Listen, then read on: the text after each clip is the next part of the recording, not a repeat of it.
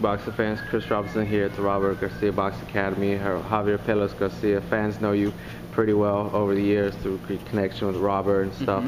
Yep. Can you tell me a little bit about your history in the sport of boxing and how you your upbringing and where you're from? Well, I started actually fighting. I was about 11.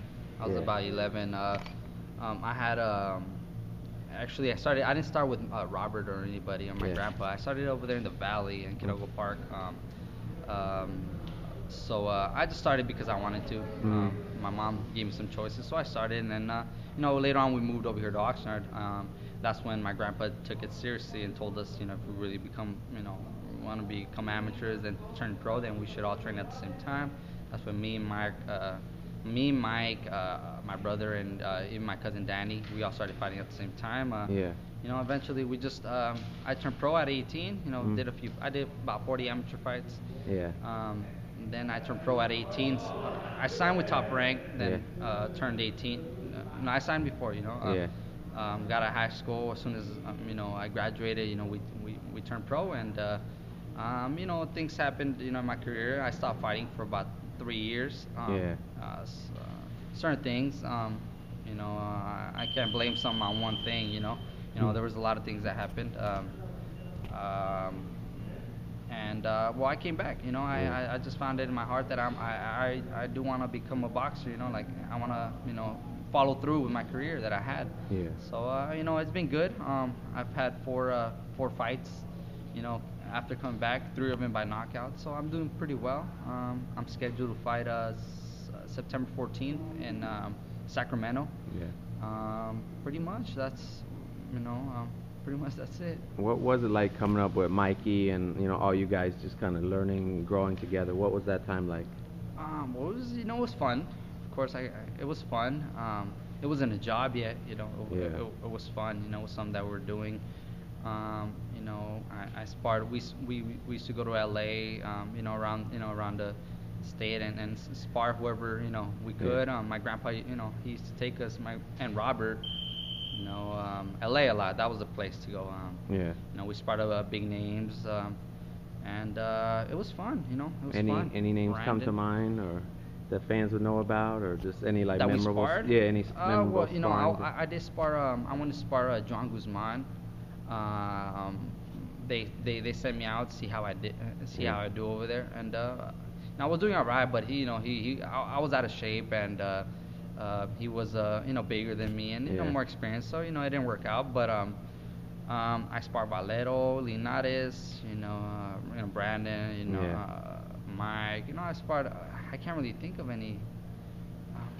As of right now, but I sparred big names, and I was doing pretty well. So I think I sparred Ponce alone once. I think. And early in your career, I know you mentioned a few setbacks. Were those losses you feel were disputed? Like, were you questioning how the judges scored them, or what was the story behind? No, I got no excuses. When I lost, I did lose. I felt right away, after the fight. I lost. I just didn't want to. It wasn't in my heart to fight anymore. When I lost, I wasn't motivated. I lost, and I did lose. I'll take the losses. I was just not motivated anymore. That's why I stopped too, because I was just gonna get hurt. I didn't get knocked out, or I did not get hurt at all in those fights. But I don't know. I just didn't want to do it anymore. And what made you decide to come back? Like, was there a moment where it really hit you? Well, it was actually when Brandon. This was part of it too. Brandon won his world title. Actually, I was actually helping Robert in the corner for that fight. Versus Acosta. I worked with him, and in my head, I'm like, I gotta do this. I gotta get back into the ring. I used to spar him. I used to spar Mike, and he's top featherweight now. I used to. Well, at the time, I was like, he's getting up there. I used to spar with these guys, and I could be up there, as well. And so it gave me the motivation to start again. Got you now. What is it like training, with Robert here in Oxnard? Just how would you describe the gym and the sparring, just everything about it? I describe it as a competition, because there's a lot of names here. Not that I spar with them, but just competition as in wanting to be like them, as high as they are. You know, it's fun. You know, it's fun. You always feel welcome. You could tell me, you know, you could always, you know, you're always welcome here. You know, not really no attitudes here. You know, it's just fun here. Everybody has fun and works hard, and pretty much. And what do you think about Brandon? Like, what's it like sparring him, and what do you think of his fight with Mike Alvarado? Well, Brandon, I haven't sparred him lately, but he's always puts a lot of pressure. Yeah. You know, like everybody knows, puts a lot of pressure. He's got a heavy ass hand. You know, it's gonna be a good fight. It's gonna be good. That the fans are gonna get what they want. Yeah, they're really gonna get it, especially if Alvarado comes forward, and which he always does. So I just think it's gonna be a great fight. You know,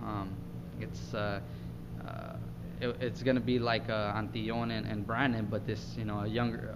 Well, I don't know how old is he? Alvarado's almost 32. I mean, but he's younger than. But he's a little bigger too. And a little bigger, and you know, a little bit less miles on. Yeah, less miles on him. You know, so it's gonna be a good fight. It's gonna be a good fight. Mikey, it looked like he could be fighting Orlando Salido. Do you like his chances in that fight? Versus Salido? Mikey Garcia, yeah. Yeah, of course. You know, he's my uncle, and I'll support him with whoever. And I honestly do think that he will beat Salido. Not gonna be easy fight. You know, it's not gonna be so easy. But Mike is a very smart fighter. I've honestly I haven't seen someone like him, strong and smart and patient, and someone to break him down is gonna be real hard. So. Man, we appreciate it, Pelos. Thanks a lot.